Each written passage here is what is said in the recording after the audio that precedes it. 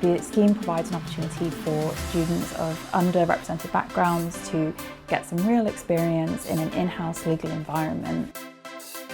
I was really excited because Formula One is a massive company and I really wanted to know how the legal team operates in-house.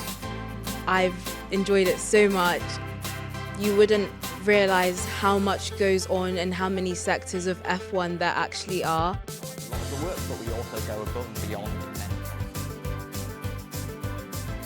The tasks that we've designed for them are based on the real work that our lawyers and other members of the legal department are doing at the moment.